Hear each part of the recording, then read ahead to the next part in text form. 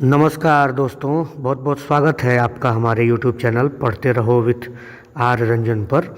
एडुटेरिया का जो हम लोग प्रैक्टिस सेट कर रहे हैं उसमें हम लोगों ने सेट नंबर 7 तक कर लिया है। आज हम लोग एडुटेरिया का BSSC CGL 4 के लिए जो प्रैक्टिस सेट है उसका सेट नंबर 8 करेंगे। बाकी 1 से लेकर 7 तक का सेट का भी डिस्कशन हम लोग पीछे वीडियो में कर चुके हैं, आप लोग वीडियोस को देख लीजिएगा, ठीक है। चलिए हम लोग सेट नंबर 8 का पहला प्रश्न शुरू करते हैं। भारतीय बीज प्रौद्योगिकी के जनक के रूप में किसे जाना जाता है? तो भारतीय बीज प्रौद्योगिकी के जनक के रूप में बद्री नारायण रामूलाल बरवाले को जाना जाता है और 1998 में इनको बद्री नारायण जी को विश्व खाद्य पुरस्कार से सम्मानित किया जा चुका है, ठीक है। चलिए प्रश्न संख्या 2 देख लीजिए। राष्ट्रीय जलवायु परिवर्तन अनुकूलन निधि की स्थापना कब की गई थी? तो राष्ट्रीय जलवायु परिवर्तन अनुकूलन निधि की यानी कि NAFCC की स्थापना 2015 में की गई थी, ठीक है। और इस निधि का जो उद्देश्य है, किस उद्देश्य से इस निधि की स्थापना की गई थी? तो जलवायु परिवर्तन के प्रभावों के प्रति संवेदनशील राज्यों और केंद्र शासित प्रदेशों में अनुकूलन गतिविधियों के लिए धन उपलब्ध कराने के लिए इस निधि की स्थापना की गई थी, ठीक है। चलिए तीसरा प्रश्न देखिए। मिल्पा, लदांग, रोक्का और मिसोल क्रमशः किन देशों में झूम खेती का नाम है? ठीक है, तो देखिए मिल्पा जो है ना वो मैक्सिको, ठीक है, मैक्सिको, और लदांग जो है वो मलेशिया में कहा जाता है, रोक्का कहा जाता है ब्राज़ील में, मिसोल कहा जाता है जायरे में, ठीक है। तो पहला ऑप्शन जो है हमारा वो सही है, ठीक है। झूम कृषि को अलग अलग नामों से अलग अलग देशों में जाना जाता है, ठीक है। तो याद रख लीजिएगा, मिल्पा मैक्सिको में, लदांग नाम से मलेशिया में जानते हैं, रोक्का नाम से ब्राज़ील में और मिसोल नाम से जायरे में, ठीक है। प्रश्न संख्या 4 देखिए। अघिल दर्रा किस राज्य या केंद्र शासित प्रदेश में अवस्थित है? तो यह अवस्थित है कहाँ? लद्दाख में, ठीक है ना, याद रखिएगा। और ये काराकोरम पर्वतमाला में स्थित है, ठीक है, ये भी आपको ध्यान रखना है। उत्तराखंड में आप जानते ही हैं कि उत्तराखंड में आपका माना दर्रा है, उत्तराखंड में लिपुलेख दर्रा है, ठीक है। अरुणाचल प्रदेश में दीफू दर्रा है, ठीक, बोमडीला दर्रा है अरुणाचल प्रदेश में, हिमाचल प्रदेश में शिपकिला दर्रा है। तो ऐसे बाकी दर्रा का नाम भी आपको याद होना चाहिए, ठीक है। चलिए 1985-90 ईस्वी के बीच कौन सी पंचवर्षीय योजना लागू की गई थी? तो 85-90 के बीच 7वीं पंचवर्षीय योजना लागू की गई थी, ठीक है, याद रखिएगा 7वीं, और यह राजीव गांधी के कार्यकाल के दौरान प्रस्तुत की गई थी, ठीक है।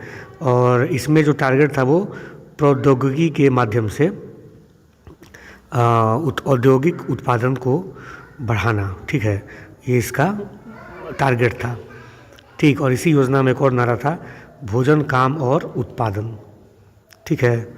जवाहर रोजगार योजना का नाम आपने सुना होगा, वो इसी 7वीं पंचवर्षीय योजना का एक कार्यक्रम था, जवाहर रोजगार योजना, ठीक है। तो जो भी मैं पॉइंट्स बताता हूँ उसको नोट करिएगा और बार बार उसको याद करते रहिएगा, ठीक है। भारत में गेहूं के शीर्ष 3 उत्पादक राज्य कौन से हैं? तो गेहूं के उत्पादक सबसे ज़्यादा गेहूं जो होता है वो उत्तर प्रदेश में, फिर उसके बाद मध्य प्रदेश में, फिर उसके बाद पंजाब में, ठीक है, ये आपको याद रखना है। चलिए नेक्स्ट देखिए। अंडमान और निकोबार द्वीप समूह की राजधानी पोर्ट ब्लेयर, ठीक है, निम्नलिखित में से किस एक द्वीप में अवस्थित है? तो ये जो अवस्थित है आपको बताना है पोर्ट ब्लेयर कहाँ अवस्थित है। तो ये दक्षिणी अंडमान में अवस्थित है, ठीक है, ये आपको ध्यान रखना है। और यह जो अंडमान एवं निकोबार द्वीप समूह है बंगाल की खाड़ी में स्थित है, ये भी आपको ध्यान रखना है। और अंडमान निकोबार की जो सबसे ऊंची चोटी है उसको सैंडल पीक यानी कि सैंडल चोटी कहते हैं, जो उत्तरी अंडमान द्वीप पर अवस्थित है, ये भी आपको दिमाग में रखना है। चलिए, बाल्टीमोर बुलेट उपनाम से किस खिलाड़ी को जाना जाता है? तो बाल्टीमोर बुलेट उपनाम से जाना जाता है किसको? माइकल फेल्प्स को, ठीक है। माइकल फेल्प्स को बाल्टीमोर बुलेट के नाम से जाना जाता है। माइकल फेल्प्स जो थे वो हैं जो बहुत बड़े तैराक हैं और सबसे अधिक पदक जीतने का ओलंपिक खेलों में रिकॉर्ड इन्हीं के नाम पे है। अभी तक 28 पदक ये जीत चुके हैं। बहुत बड़े खिलाड़ी हैं, ठीक है। तैराकी के बहुत बढ़िया ज़बरदस्त 28 पदक, वो भी 5 ग्रीष्मकालीन ओलंपिक खेलों में, बहुत बड़ी बात है। चलिए, निम्न में कौन सा मंदिर भारतीय मंदिर वास्तुकला के नागर शैली में निर्मित हुआ है? तो नागर शैली में निर्मित हुआ है इसमें कौन? कंदरिया महादेव मंदिर, लिंगराज मंदिर, सूर्य मंदिर, तीनों। ये ए, बी और सी तीनों, यानी कि आंसर हो जाएगा डी, इनमें से सभी, ठीक है। याद रखना है, कंदरिया महादेव मंदिर, आपका लिंगराज मंदिर भुवनेश्वर में है, और सूर्य मंदिर जो कोणार्क में है। तो तीनों आपको याद रखना, ये नागर शैली के में निर्मित हुआ है, ठीक है। प्रश्न संख्या 10 देख लीजिए। सूची 1 को सूची 2 से सम्मिलित करना है। एक तरफ भारत की जलप्रपात है, दूसरे तरफ इसकी अवस्थिति है, ठीक है। तो दूध सागर जो जलप्रपात है वो कहाँ है? गोवा में है, ठीक है। दूध सागर गोवा में है। बरकाना जो है वो कर्नाटक में है। खंडाधार जो है वो ओडिशा में है, और एक पलानी जो है वो हिमाचल प्रदेश में है। तो ए का 4, बी का 1, ठीक है। ए का 4, बी का 1, तो ऑप्शन हमारा सही हो जाएगा ऑप्शन नंबर ए, ठीक है। चलिए, निम्नलिखित में कौन सा कथन सुभाष चंद्र बोस द्वारा उद्धृत किया गया था? सुभाष चंद्र बोस ने इसमें से क्या कहा था, बताइए। पहला है कि खुद के खोजने का सबसे अच्छा तरीका है कि आप खुद को दूसरे की सेवा में लगा दें। पहले वो आपको नज़रअंदाज करते हैं, फिर वो आप पर हंसते हैं, फिर वो आपसे लड़ते हैं, फिर आप जीत जाते हैं। तुम मुझे खून दो, मैं तुम्हें आज़ादी दूंगा। ये बहुत फेमस इनका कथन है, बचपन से हम लोग सुन रहे हैं। यही सुभाष चंद्र बोस ने कहा था, ठीक है।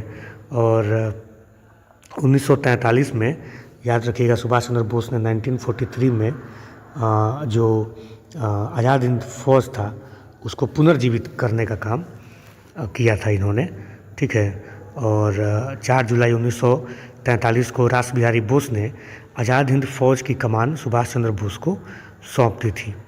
और 21 अक्टूबर 1943 को सुभाष चंद्र बोस ने सिंगापुर में स्वतंत्र भारत की अस्थायी सरकार का गठन किया था। ये भी आपको दिमाग में सब रखना है। प्रश्न संख्या 12 देख लीजिए। ब्रिटिश भारत के निम्नलिखित में से किस अधिनियम के तहत ब्रिटिश सरकार ने भारत के प्रशासन का प्रत्यक्ष नियंत्रण अपने हाथों में ले लिया था? तो सिपाही विद्रोह होने के बाद, ठीक है, क्या हुआ था? भारत सरकार अधिनियम 1858 को पारित किया गया, और इसके तहत ब्रिटिश ईस्ट इंडिया कंपनी से भारत के शासन का अधिकार समाप्त कर दिया गया, और भारत का प्रशासन ब्रिटिश क्राउन के प्रत्यक्ष नियंत्रण में ला दिया गया, ठीक है। ये भी आपको, और 1858 का जो भारत सरकार अधिनियम था, इसी के तहत कोर्ट ऑफ डायरेक्टर और बोर्ड ऑफ कंट्रोल को समाप्त कर दिया गया, और भारत सचिव का नया पद सृजित किया गया था, ठीक है। चलिए, प्रश्न संख्या 13 देख लीजिए। भारत में पहली बार भारतीय सिविल सेवा परीक्षा निम्नलिखित में से किस स्थान पर आयोजित की गई थी? ठीक है, तो पहली जो सिविल सेवा परीक्षा आयोजित की गई थी वो इलाहाबाद में आयोजित की गई थी, जिसका अभी वर्तमान में नाम प्रयागराज है। पहले जो यह परीक्षा होती थी वो हमेशा लंदन में आयोजित होती थी, जिससे कि भारतीयों को उसमें भाग लेना आसान नहीं था, बहुत कठिन था, ठीक है। तो फिर फेडरल पब्लिक सर्विस कमीशन की स्थापना के साथ बाद में दिल्ली में भी इस परीक्षा का आयोजन होने लगा बाद में जाके। लेकिन भारत में पहली बार जो हुआ भारतीय सिविल सेवा परीक्षा 1922 में इलाहाबाद में हुआ था, ठीक है। चलिए प्रश्न संख्या 14 देख लीजिए। निम्नलिखित में से किस स्वतंत्रता सेनानी की साइमन कमीशन के खिलाफ विरोध प्रदर्शन के दौरान मृत्यु हुई थी, जहां कमीशन को काले झंडे दिखाए गए थे? तो आप लोग जानते होंगे कि ये कौन थे, लाला लाजपत राय, ठीक है ना। लाला लाजपत राय जो थे वो उनकी मृत्यु हो गई थी और साइमन कमीशन का विरोध करने के दौरान, ठीक है। और ये भी याद रखिएगा कि साइमन कमीशन भारत कब पहुंचा था, तो भारत पहुंचा था 3 फरवरी 1928 को, ठीक है। और साइमन कमीशन का बहुत विरोध हुआ हमारे देश में, जहाँ जहाँ कमीशन पहुंचा वहाँ वहाँ पूर्ण हड़ताल रखी गई थी। और साइमन कमीशन वापस जाओ के नारे भी खूब लगाए गए थे। लाहौर में साइमन कमीशन विरोधी जुलूस का नेतृत्व करते समय पुलिस के लाठीचार्ज में लाला लाजपत राय गंभीर रूप से घायल हो गए। ठीक है, इसी के दौरान लाला लाजपत राय ने कहा था मरने से पूर्व कि मेरे ऊपर किए गए लाठियों का एक एक प्रहार ब्रिटिश सरकार के ताबूत की आखिरी कील साबित होगी। बहुत फेमस उनका सेंटेंस है, ये भी आपको ध्यान रखना है। निम्नलिखित में से कौन 1885 में भारतीय राष्ट्रीय कांग्रेस के संस्थापकों में से एक था? ठीक है, तो ये कौन थे? Elon Octavian Hume, A.O. Hume के नाम से आप लोग जानते होंगे। 1885 में स्थापना हुई थी भारतीय राष्ट्रीय कांग्रेस की। ये एक ब्रिटिश सिविल सेवक थे और इन्होंने भारतीय नेताओं को एकजुट करने और राजनीतिक मंच प्रदान करने के लिए कांग्रेस की स्थापना करने में अहम भूमिका निभाई थी। ठीक है, और दिसंबर 1885 को पहला अधिवेशन हुआ बॉम्बे में भारतीय राष्ट्रीय कांग्रेस का, और पहला जो वह अधिवेशन हुआ उसमें अध्यक्ष थे W.C. बनर्जी। ये भी आपको ध्यान रखना है। ठीक है, क्या नाम, पूरा नाम क्या था इनका? व्योमेश चंद्र बनर्जी। ठीक है, चलिए 16वां प्रश्न देखिए। निम्नलिखित आंदोलनों को उनके संबंधित संस्थापकों के साथ सुमेलित करें। ठीक है, तो फराजी आंदोलन कौन थे इनसे जुड़े हुए? हाजी शरीयतुल्लाह, एक 4 हो जाएगा। मोहम्मदन लिटरेरी सोसाइटी, तो ये किया था कि इन्होंने नवाब Abdul Latif. Indian patriotic association, ये किया था सर सैयद अहमद खान ने। वहाबी आंदोलन रायबरेली के सैयद अहमद ने। ठीक है, तो A का 4, B का 3, A का 4, B का 3, C का 2, D का 1, तो B आंसर हमारा हो जाएगा। चलिए नेक्स्ट देखिए। मुस्लिम कृषकों का एक संगठित विरोध, मोपला विद्रोह, भारत के किस वर्तमान राज्य में हुआ था? तो ये हुआ था केरल में। ठीक है ना, केरल में। इसका जो नेतृत्व किया था वो अली मुसलियार और वरियान कुन्नाथू कुंजाहम्मद हाजी ने इसका जो नेतृत्व है वो किया था। यह जो विद्रोह था ब्रिटिश शासन और जमींदारी प्रथा के खिलाफ मुस्लिम कृषकों के द्वारा किया गया था। विशाख दत्त द्वारा रचित मुद्रा राक्षस नाटक किस भाषा में लिखा गया था? तो मुद्रा राक्षस जो नाटक था वो संस्कृत भाषा में लिखा गया था, और इस नाटक में चंद्रगुप्त मौर्य के उत्थान और चाणक्य की कूटनीति के बारे में वर्णन है। ठीक है, चलिए मतविलास प्रहसन के रचयिता महेंद्र वर्मन प्रथम निम्नलिखित में से किस शासक राजवंश से संबंधित थे? तो महेंद्र वर्मन प्रथम जो थे वो पल्लव राजवंश से संबंधित है। ठीक है, और बहुत कुशल शासक थे और संरक्षक थे और बहुत अच्छे साहित्यकार भी थे। ठीक है, मतविलास प्रहसन जो है ना, एक संस्कृत नाटक है जो हास्य और व्यंग्य पर आधारित है, और इसमें विभिन्न धार्मिक परंपराओं और समाज की कमजोरियों पर व्यंग्य किया गया है। ठीक है, चलिए प्रश्न संख्या 20 देख लीजिए।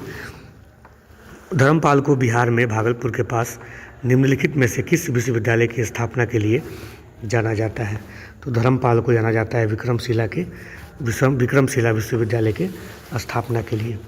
पाल वंश के बहुत प्रसिद्ध शासक थे धर्मपाल, और बिहार के भागलपुर जिले में विक्रमशिला विश्वविद्यालय की स्थापना इन्होंने की थी, और यह विश्वविद्यालय बौद्ध धर्म का प्रसिद्ध शिक्षण केंद्र था, और इसकी भी जो ख्याति थी वो नालंदा विश्वविद्यालय की तरह बहुत ख्याति इस विश्वविद्यालय को प्राप्त थी।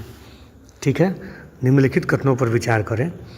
बॉल बेयरिंग का उपयोग स्थैतिक घर्षण को रोलिंग घर्षण में परिवर्तित करने के लिए किया जाता है। बॉल बेयरिंग में 2 गोल धातुओं के छल्ले के मध्य छोटी छोटी बॉल होती है। बताना है कौन सा कथन इसमें सही है। तो कथन तो दोनों सही है मुझे लग रहा है। ठीक है ना, ये 1 भी सही है, 2 भी सही है, तो दोनों का आंसर क्या हो जाएगा? आंसर हमारा C हो जाएगा। प्रश्न संख्या 22 देख लीजिए। निम्नलिखित कथनों पर विचार करें। अल्फा किरण एक रेडियोधर्मी तत्व द्वारा उत्सर्जित धनात्मक रूप से आवेशित कण है।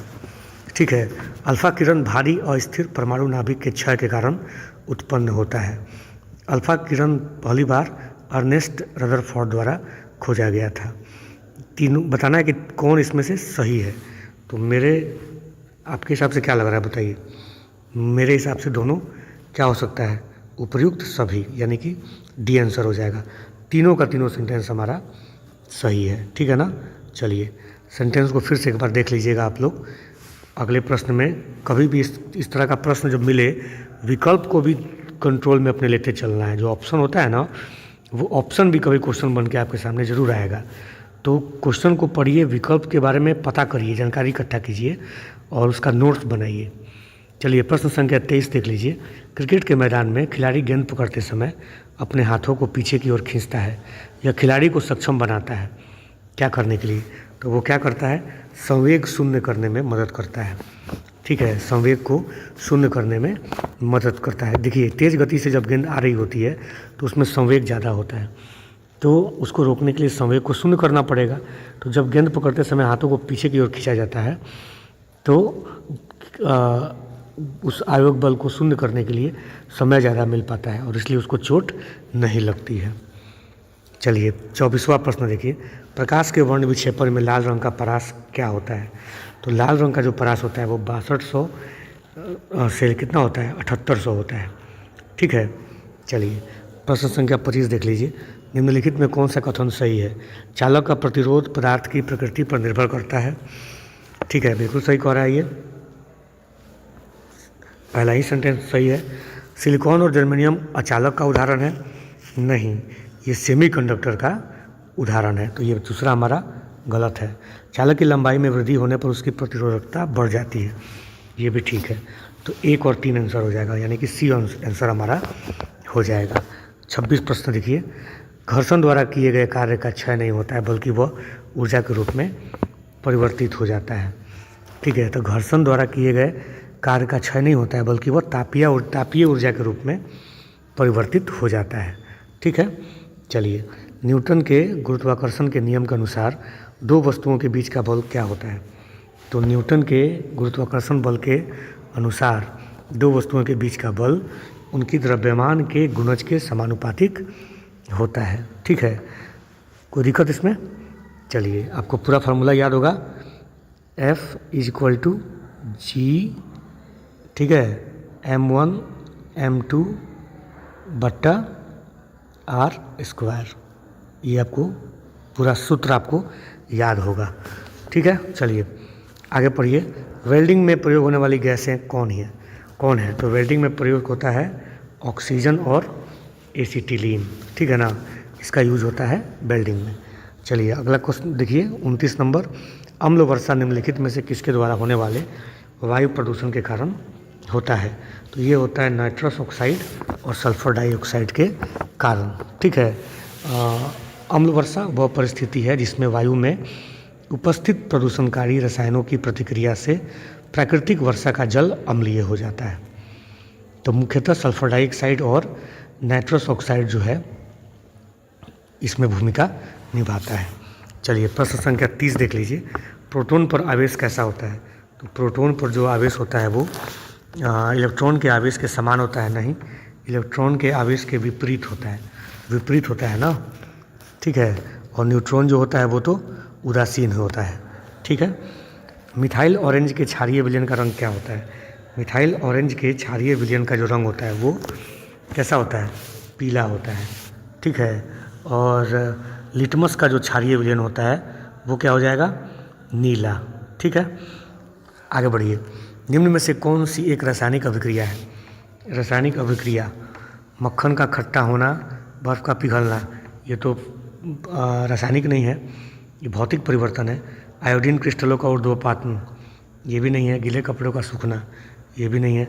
मक्खन का खट्टा होना, ये हमारा रासायनिक परिवर्तन। ठीक है, लैक्टिक अम्ल के कारण मक्खन और दही क्या हो जाता है? खट्टा हो जाता है। और रासायनिक परिवर्तन ऐसी परिवर्तन होती है जिसमें पदार्थ को उसके मूल अवस्था में वापस नहीं लाया जा सकता है। ठीक है, चलिए निम्नलिखित में से कौन सा एक किसी तत्व के परमाणु क्रमांक की सबसे सही निर्धारित करता है?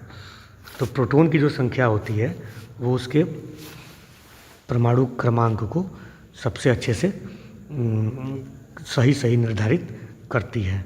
ठीक है, परमाणु क्रमांक अथवा परमाणु संख्या एक परमाणु में उपस्थित प्रोटॉन की संख्या को बताती है। ठीक है, परमाणु क्रमांक को Z से निरूपित किया जाता है।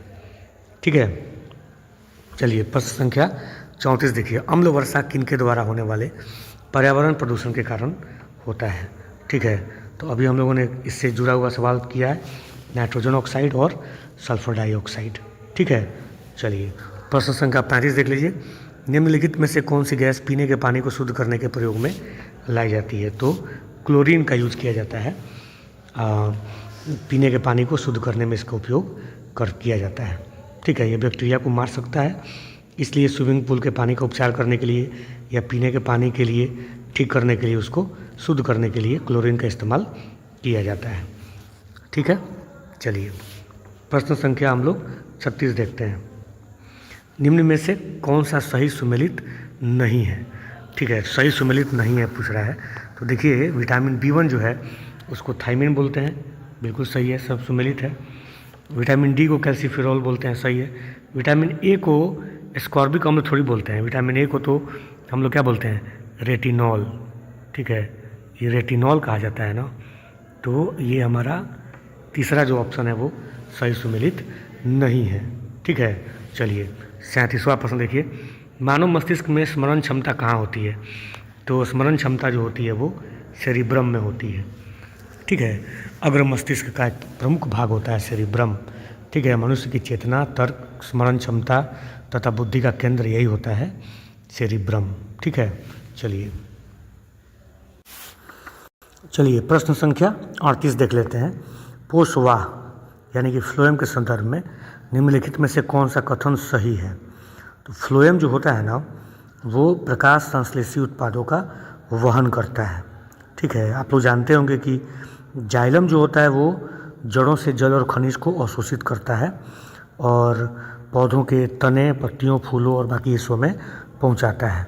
और फ्लोएम जो है वो पौधों के हरे भागों से, ठीक है, प्रकाश संश्लेषण के दौरान जो कार्बनिक यौगिक जो तैयार होता है, आसान भाषा में समझे तो जो भोजन तैयार होता है, उस भोजन को बाकी हिस्सों तक फ्लोएम ले जाके पहुंचाता है। ठीक है, तो आंसर हो जाएगा हमारा बी। ठीक है, प्रश्न संख्या 39 देख लीजिए।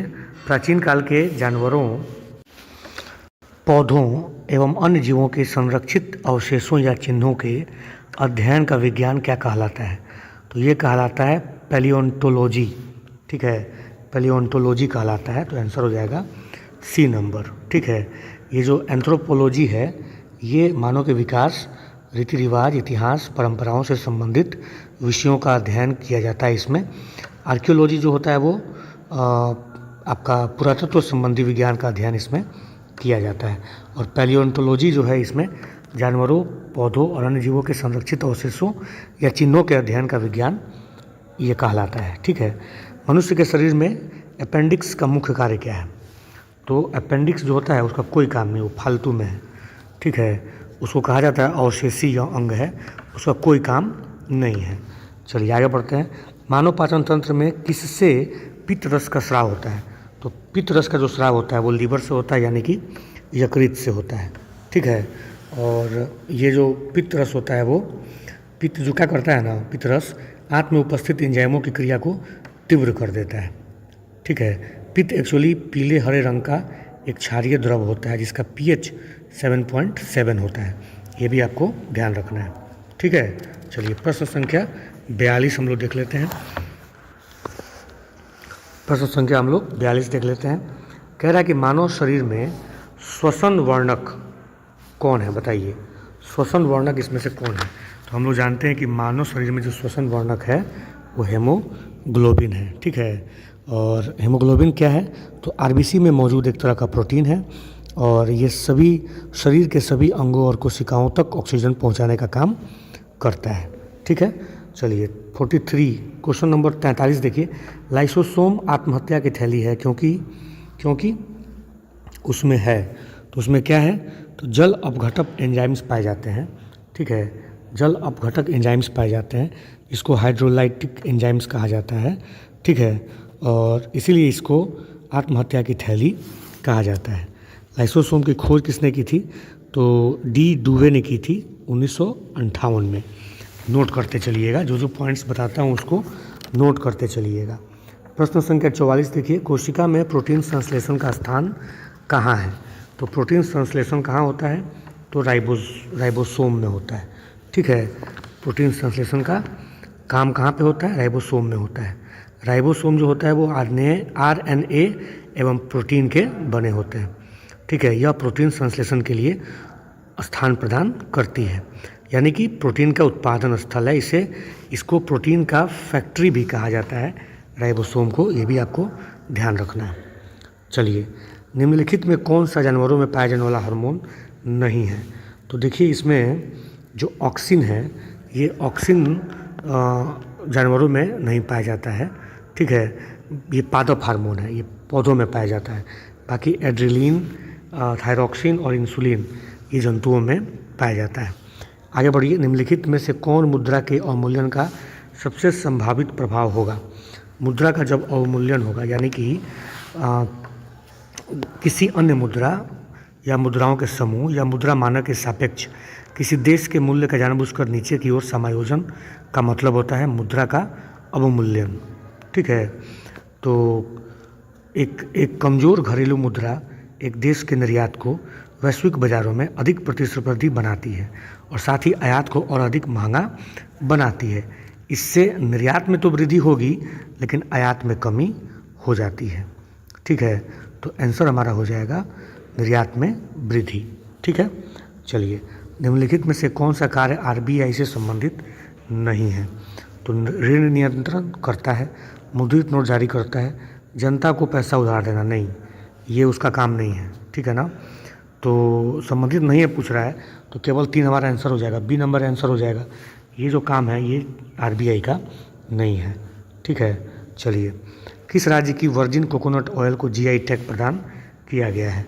तो अंडमान निकोबार का जो वर्जिन कोकोनट ऑयल है उसको जो है जीआई टैग प्रदान किया गया है। ठीक है, और ये आपको ध्यान रखना है। चलिए आगे बढ़ते हैं। क्वेश्चन नंबर 49 देखिए, असम सरकार द्वारा शुरू की गई गुरु गुणोत्सव पहल 2025 किससे संबंधित है?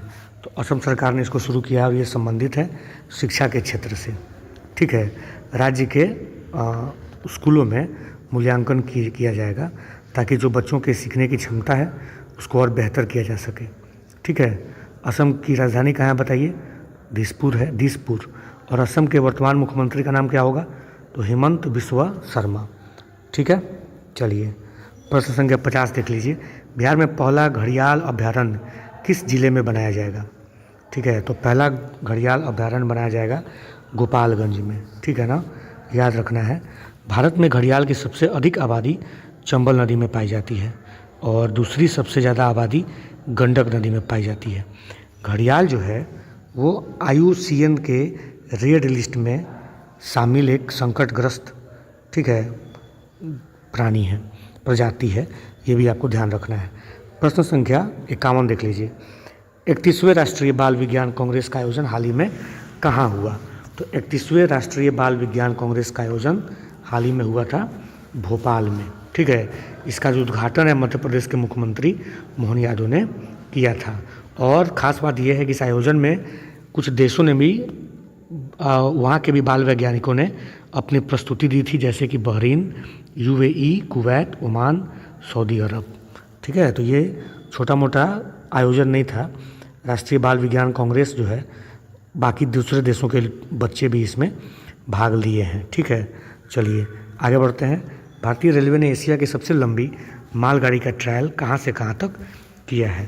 तो सबसे लंबी मालगाड़ी एशिया की ये उत्तर प्रदेश के चंदौली से झारखंड के गढ़वा तक, ये चंदौली जो है यूपी में है, गढ़वा जो है वो झारखंड में है। और कुल इसमें इंजन जो थे मालगाड़ी में 7 इंजन इसमें थे और दूरी कितनी थी? 209 किलोमीटर।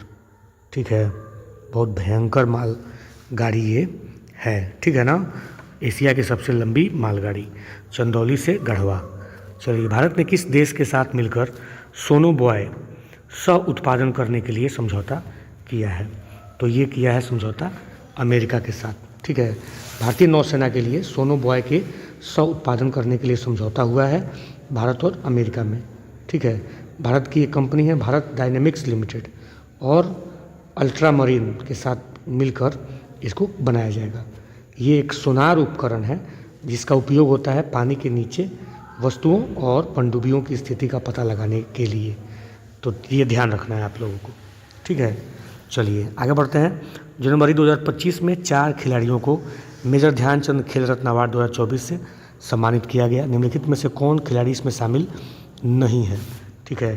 तो जो मेजर ध्यानचंद खेल रत्न अवार्ड मिला था वो 4 खिलाड़ियों को मिला था, ये ध्यान रखना है। और 4 खिलाड़ी कौन कौन थे, तो डी गुकेश थे और हरमनप्रीत सिंह ये, और आपके प्रवीण कुमार, और चौथी जो थी वो मनु भाकर, ठीक है। तो ये हमारा आंसर हो जाएगा, ये इसमें शामिल नहीं है। और शामिल हैं कौन, तो मनु भाकर, ये भी हमको ध्यान रखना है, मनु भाकर, ठीक है, याद रखना है। चलिए आगे बढ़ते हैं। किस राज्य में पायलट परियोजना के तौर पर भांग की खेती की जा रही है, तो ये पायलट प्रोजेक्ट के तौर पे भांग की खेती हो रही है कहाँ, हिमाचल प्रदेश में, ठीक है। और ये उद्देश्य है भांग की खेती करने का कि भांग की खेती को औषधीय और औद्योगिक संभावनाओं के लिए कितना वो सूटेबल है इसके बारे में पता करना है, ठीक है। हिमाचल प्रदेश के मुख्यमंत्री कौन है वर्तमान में, सुखविंदर सिंह सुक्खू। और हिमाचल प्रदेश के वर्तमान राज्यपाल कौन है, तो श्री शिव प्रताप शुक्ल, ठीक है। चलिए, किस भारतीय संस्थान द्वारा हाइपरलूप का परीक्षण किया जा रहा है, तो हाइपरलूप का परीक्षण किया जा रहा है IIT मद्रास के द्वारा। 422 मीटर, ठीक है, 422 मीटर लंबी, ठीक है, हाइपरलूप परीक्षण ट्रैक शुरू किया गया है और भारतीय रेलवे इसमें इसकी सहयोग कर रहा है। इसका उद्देश्य है कि स्पीड परिवहन में कुछ क्रांति जैसा कुछ काम किया जाए, ठीक है। एबेल पुरस्कार, आगे बढ़ते हैं। एबेल पुरस्कार 2025 किसे प्रदान किया गया है, तो एबेल पुरस्कार मासाकी काशिवारा को प्रदान किया गया है। ये जापानी गणितज्ञ मासाकी काशिवारा हैं और गणित क्षेत्र में उत्कृष्ट वैज्ञानिक कार्य हेतु एबेल पुरस्कार दिया जाता है। चलिए आगे बढ़ते हैं। भारत का पहला क्वांटम कंप्यूटिंग गांव कहाँ स्थापित होगा, तो पहला क्वांटम कंप्यूटिंग गांव जो होगा वो अमरावती में स्थापित किया जा रहा है, ठीक है। अमरावती यानी कि आंध्र प्रदेश की राजधानी, ये भी याद रखना है। विश्व उपभोक्ता अधिकार दिवस किस तिथि को मनाया जाता है, तो विश्व उपभोक्ता अधिकार दिवस 15 मार्च को मनाया जाता है, ये भी आपको ध्यान रखना है, ठीक है। और इसका उद्देश्य है कि उपभोक्ताओं के अधिकारों की रक्षा हो और जागरूकता उनकी बढ़े। कबड्डी विश्व कप 2025 का आयोजन कहाँ किया गया है, तो कबड्डी विश्व कप 2025 का आयोजन इंग्लैंड में किया गया है, ठीक है। और पुरुष और महिला दोनों वर्ग में इसको आयोजन किया गया है और भारत जो है इसमें इंग्लैंड को 44-41 से हराकर यह खिताब भारत ने जीत लिया था, जबकि महिला वर्ग में इंग्लैंड को 57-34 से हराकर भारत महिला वर्ग में भी विजयी रहा, ठीक है। तो याद क्या रखना है, कबड्डी विश्व कप में जीता कौन, तो भारत, पुरुष और महिला दोनों वर्गों में। लेकिन कबड्डी विश्व कप का आयोजन कहाँ हुआ, तो ये आयोजन हुआ इंग्लैंड में, ठीक है।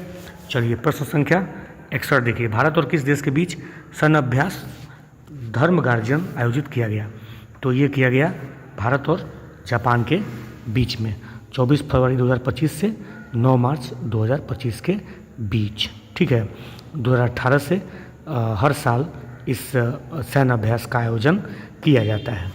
चलिए, हाल ही में कहाँ प्रसिद्ध तमिल कवि और दार्शनिक थिरुवल्लुवर की प्रतिमा का अनावरण किया गया, तो फिलीपींस में, ठीक है ना, फिलीपींस में थिरुवल्लुवर जी की प्रतिमा का अनावरण किया गया।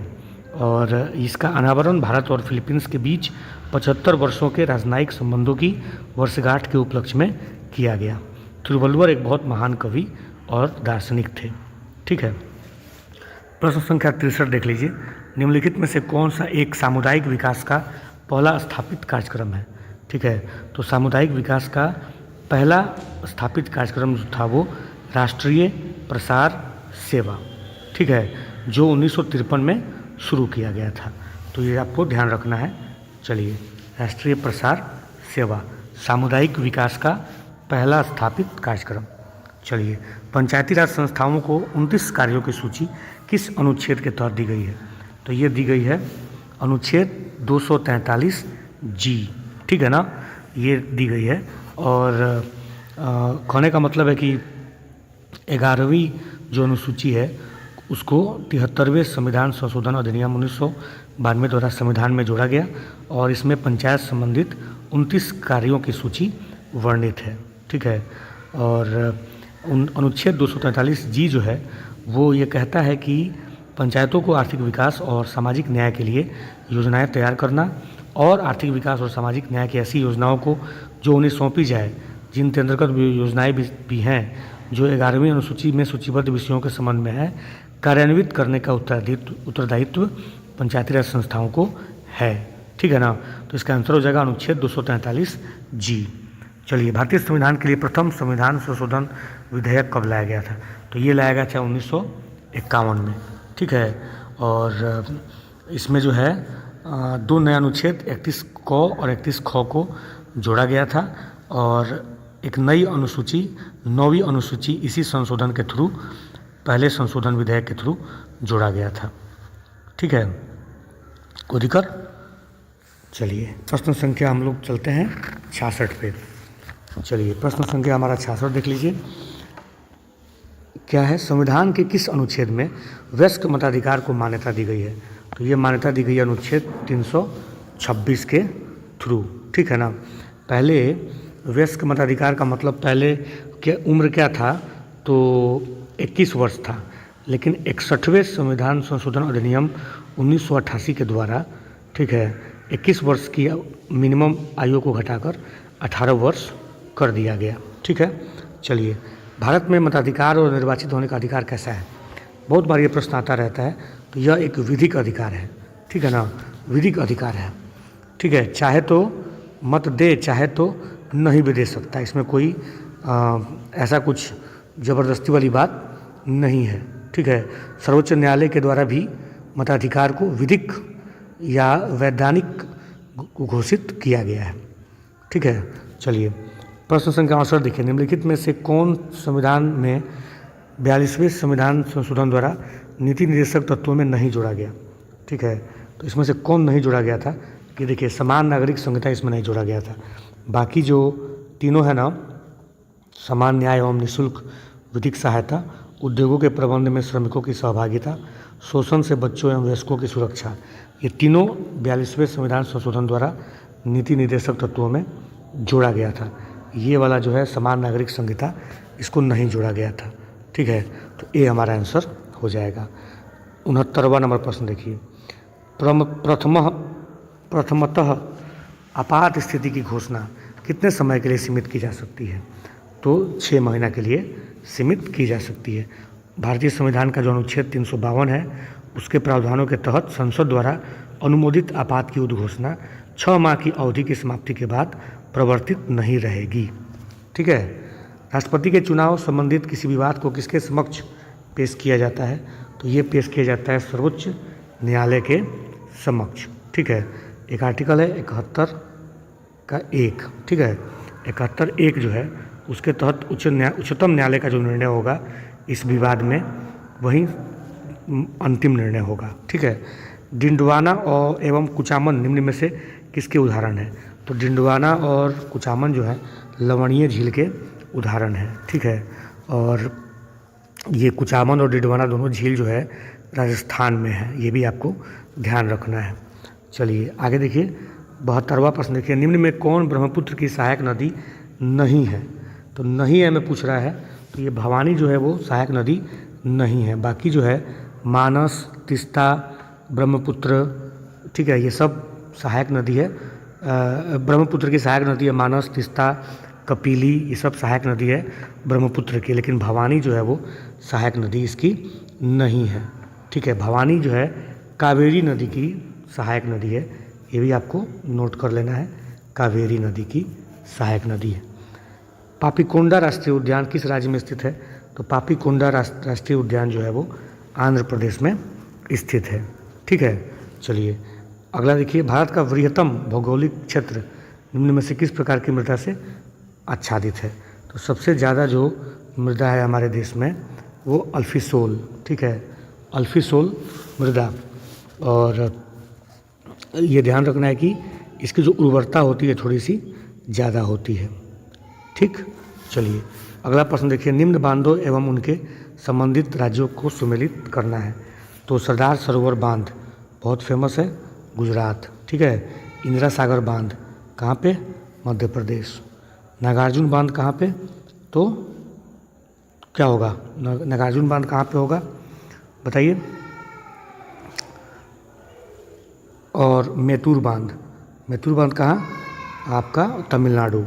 और ये जो नागार्जुन बांध है ये कहाँ पे है, तेलंगाना में है, ठीक है। ये मिस्टेक है, तेलंगाना, ठीक है। ये इसको आप थोड़ा ठीक कर लीजिएगा। तो आंसर हो जाएगा हमारा 3 नंबर में क्या हो जाएगा, तेलंगाना। आंसर हमारा हो जाएगा 1 का डी और 2 का ए और 3 का सी, 4 का बी, डी आंसर हो जाएगा। इसको काट के तेलंगाना बना लीजिएगा, ठीक है। तो ये रहा दोस्तों, आपको सेट नंबर 8 हो गया, हम लोगों ने आज कर लिया। उम्मीद है आप लोगों को इस प्रैक्टिस सेट के रिवीजन से बहुत फ़ायदा पहुंचता होगा। अगर आपको ये वीडियो सारे पसंद आ रहे हों तो प्लीज़ लाइक कीजिए, अपने बाकी दोस्तों तक भी इसको पहुंचाइए, ठीक है। बहुत बहुत धन्यवाद दोस्तों।